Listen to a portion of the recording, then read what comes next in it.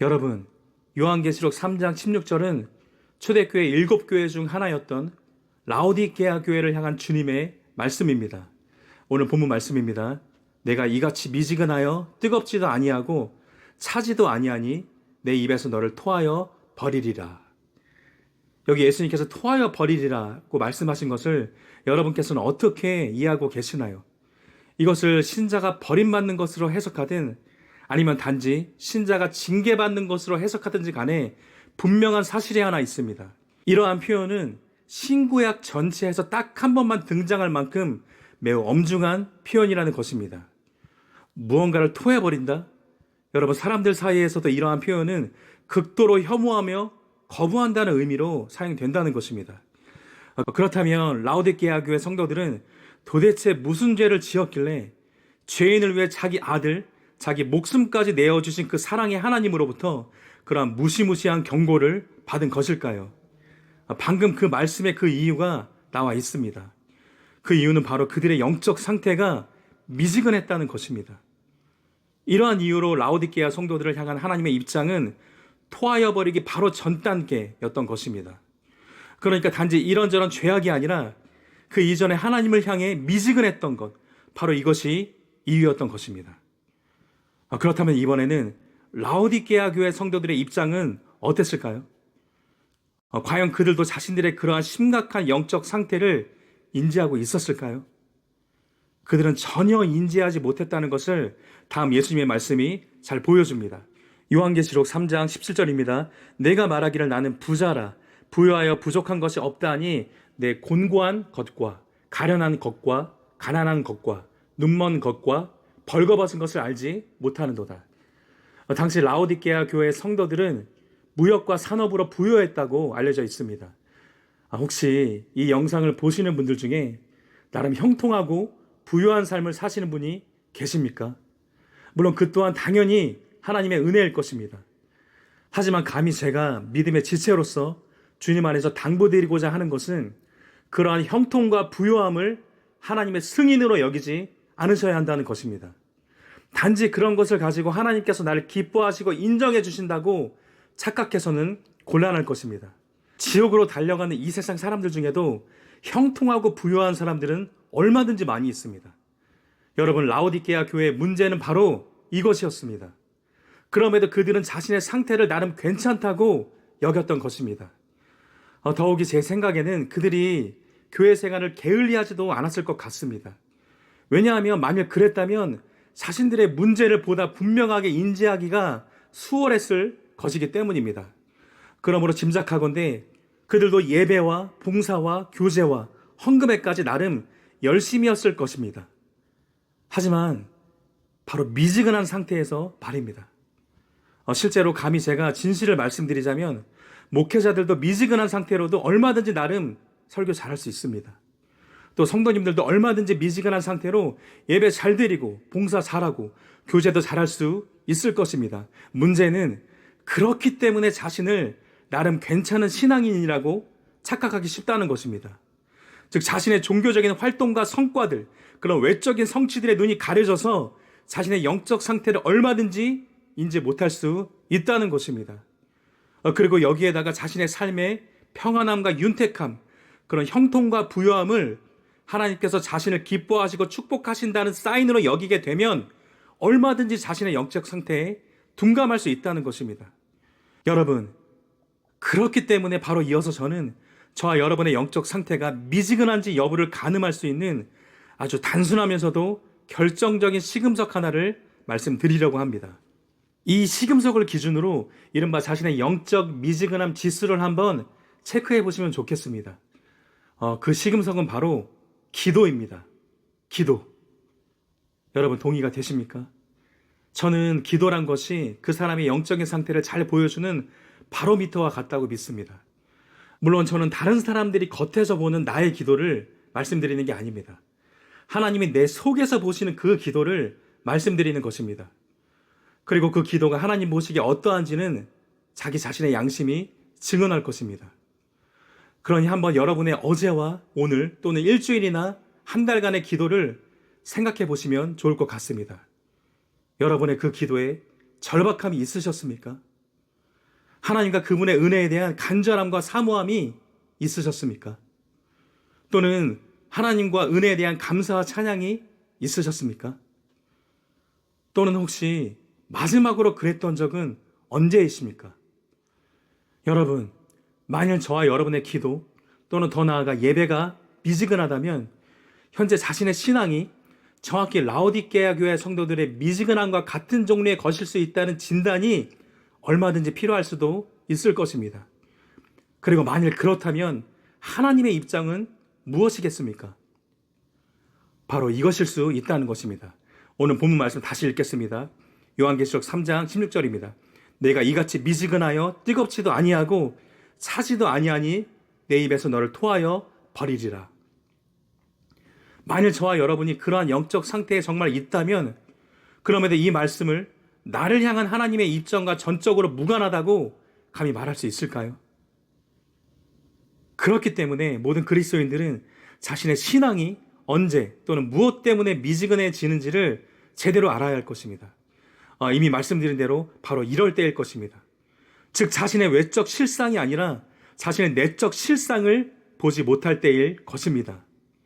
자신이 연약하고 부족한 사람이라는 것, 실은 하나님의 은혜 없이는 그야말로 영적으로 곤고하고 가련하고 가난하고 눈멀고 벌거벗은 자라는 것을 모를 때일 것입니다. 바로 그런 사람들이 신앙적으로 미지근해지기 마련이라는 것입니다. 그리고 이에 대한 책임은 전적으로 그 사람 자신에게 있을 수밖에 없을 것입니다. 왜냐하면 자신의 좋은 외형적인 삶에 취해서 자신의 내적인 실상을 스스로 보려고 하지 않았기 때문인 것입니다. 자신의 영적 실체 보기를 스스로 거부하고서 눈을 감아버렸기 때문인 것입니다. 그냥 이대로 있는 것이 좋사오니 했기 때문일 것입니다.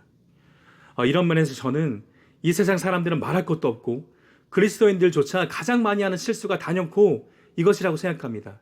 그것은 매일 거울로 자신의 외모를 보면서 자신의 내면은 좀처럼 들여다보려고 하지 않는다는 것입니다.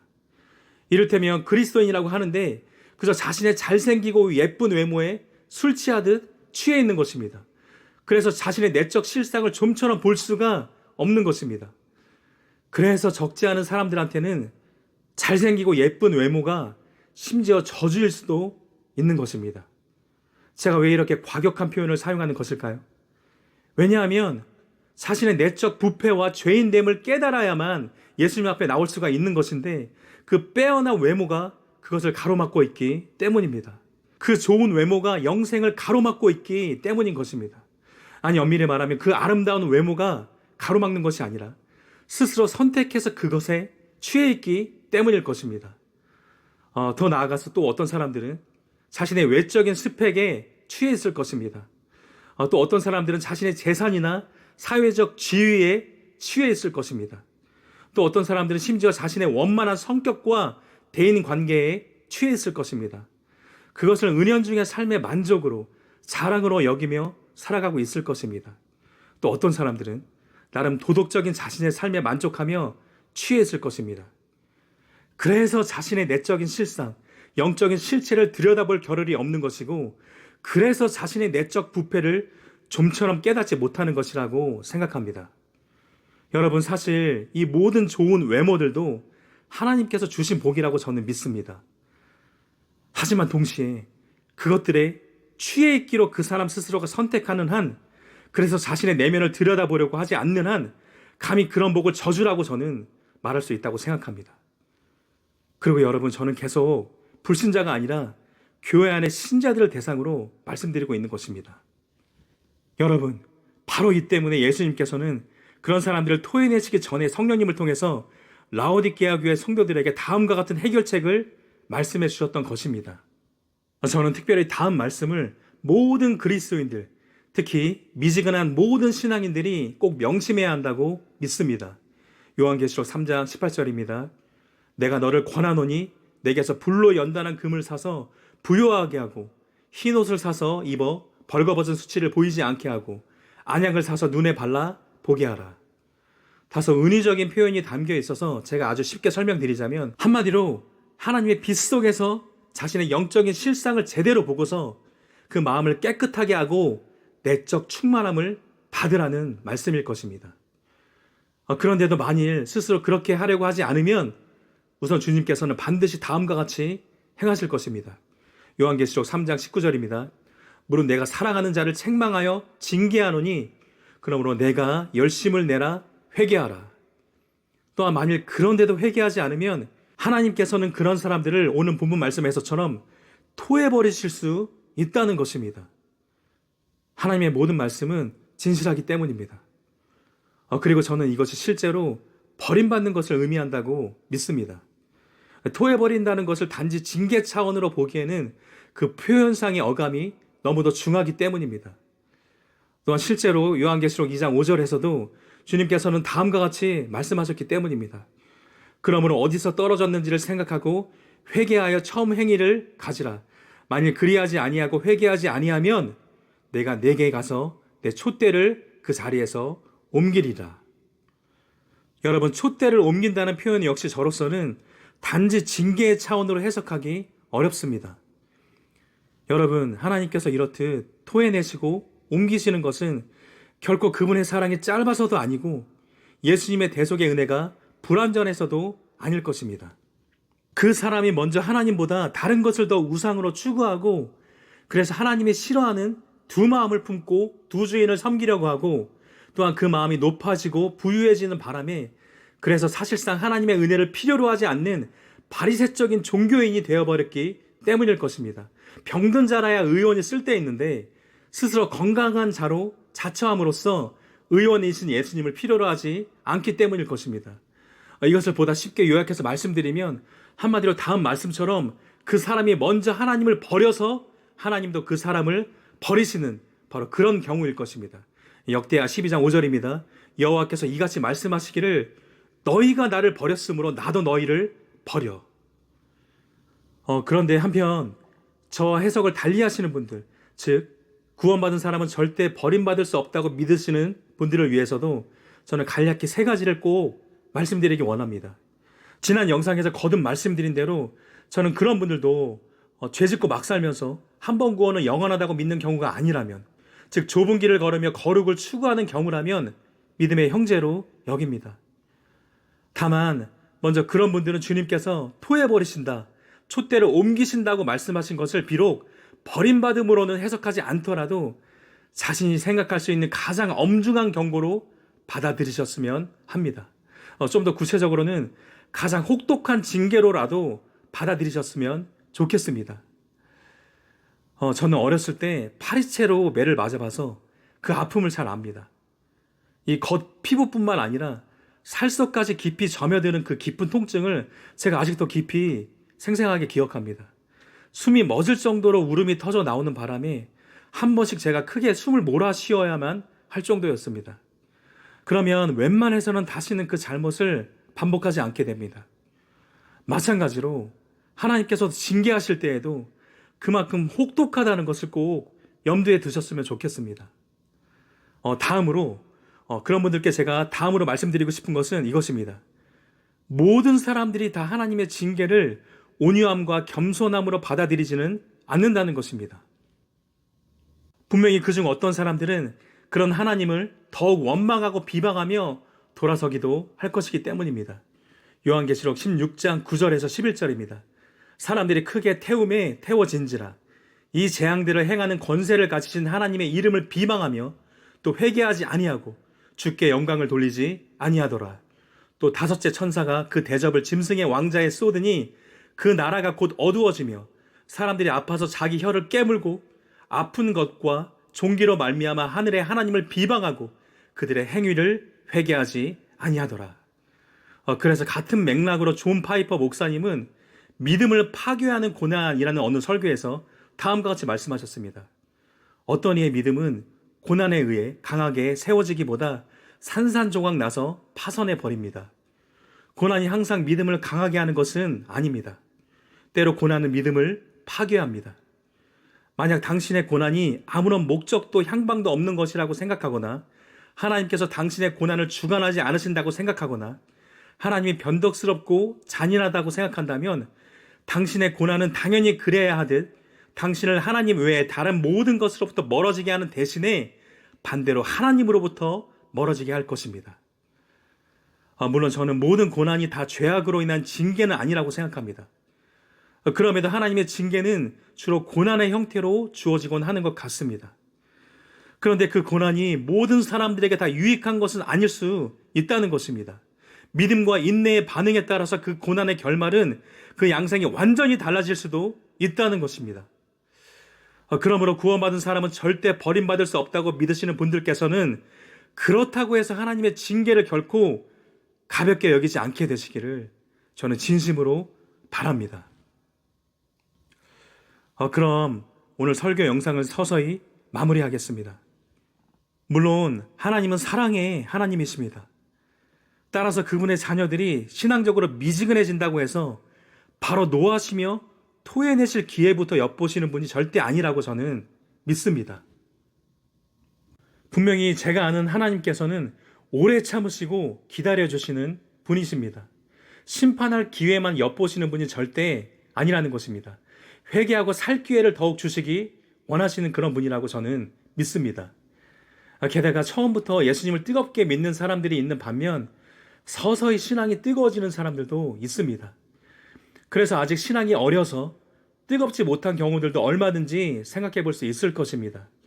이런 경우에는 하나님의 인자하심을 바라보면서 기대할 필요가 있을 것입니다. 하지만 반면에 이제는 더 이상 영적으로 어린이가 아닌데도 미지근한 상태에 계속 머물러 있기를 좋아하는 사람들이 있습니다.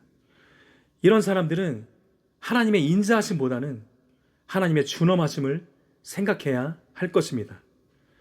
그리고 그 가운데 끝까지 계속 회개하기를 거부한다면 제가 믿기로 하나님께서는 그것을 그 사람의 완고한 의지, 곧 완악함으로 규정하실 것입니다. 여러분께서는 혹시 완악함이 얼마나 심각한 상태라는 것을 알고 계십니까? 만일 완악함이라는 주제로 구약과 신약을 잘 읽어보시면 완고한 심령, 곧 완악함에는 약이 없다는 것을 발견하게 될 것입니다. 하나님의 은혜가 역사하지 않는다는 것입니다. 하나님께서도 도저히 어쩔 수 없는 마음 상태가 바로 완악한 심령이라는 것입니다. 그래서 완악한 심령을 가진 사람들에 대한 하나님의 주권적인 섭리는 바로 이것입니다. 그냥 내버려 두신다는 것입니다. 출애굽 당시 바로가 그 좋은 예라고 할 수 있습니다. 오히려 하나님께서는 바로의 완악함을 미리 보시고 하나님 자신의 진노와 능력을 나타내는 그릇으로 선택하셨다고 말씀합니다. 로마서 9장 17절 그리고 22절입니다. 성경이 바로에게 이르시되 내가 이 일을 위하여 너를 세웠으니 곧 너로 말미암아 내 능력을 보이고 내 이름이 온 땅에 전파되게 하려 함이라 하셨으니 만일 하나님이 그의 진노를 보이시고 그의 능력을 알게 하고자 하사 멸하기로 준비된 진노의 그릇을 오래 참으심으로 관용하시고 또한 예수님께서는 외식하는 바리새인의 완악함에 대해서 다음과 같은 판결을 내리셨습니다. 마태복음 23장 32절에서 33절입니다. 너희가 너희 조상의 분량을 채우라. 뱀들아 독사의 새끼들아 너희가 어떻게 지옥의 판결을 피하겠느냐. 예수님의 이 말씀이 무슨 뜻일까요? 지옥의 판결을 피할 수 없다는 말씀입니다. 그냥 선지자를 박해하던 조상 때부터 이어지는 그 죄악을 후손인 그들도 마저 짓다가 지옥에 가라는 무시무시한 선언인 것입니다. 여러분, 실제로 미지근한 신앙은 완악함과 얼마든지 닮은 것일 수 있습니다. 더욱이 미지근한 신앙인들도 하나님께 어떤 식으로든 나아가고 있는 만큼 자신의 상태가 완악하다는 것을 잘 인지하지 못할 수도 있습니다. 또한 이것은 그 상태가 오랜 기간 그대로 지속될 수도 있다는 것을 의미할 것입니다. 그리고 제가 믿기로 이렇듯 알만한 사람의 오랜 미지근한 신앙을 하나님께서는 더욱 미워하실 것입니다. 왜냐하면 그런 미지근함은 아예 모르는 불신자가 아니라 그래도 좀 아는 자, 안다는 자, 그 신자의 선택적이고 완고한 미지근함이라고 할 수 있기 때문입니다. 따라서 사람들의 안일한 생각과 달리 미지근한 신앙인에 대한 하나님의 입장은 본문 말씀처럼 매우 엄중할 수밖에 없는 것이라고 저는 말씀드려야 할 것 같습니다. 그래서 다만 오늘은 미지근한 신앙에서 벗어나기 위해서는 하나님의 빛 속에서 자신의 내적 실상을 살피는 것이 정말 중요하다는 말씀을 우선적으로 드리려고 합니다. 그러니 자신의 신앙이 미지근하다고 생각되시는 분들은 모든 은혜의 수단들을 통해서 자신의 내적 실상을 잘 살펴보시는 은혜가 있으시기를 예수님의 이름으로 축복합니다. 그리고 바로 다음 시간에는 미지근한 신앙인이 되지 않기 위해서 반드시 실천할 필요가 있는 결정적으로 중요한 비결 한 가지를 말씀드리려고 합니다. 이어서 제가 하나님의 은혜로 깨닫게 된 나머지 실천적인 비결들도 함께 말씀드리려고 합니다. 아무쪼록 미지근한 신앙인에서 벗어나기 원하시는 분들은 다음 시간 설교 영상을 놓치지 않으셨으면 합니다. 오늘 영상은 이것으로 마치겠습니다. 그럼 저는 다음 시간에 또 찾아뵙겠습니다. 그때까지 주님 안에서 평안하시기 바랍니다.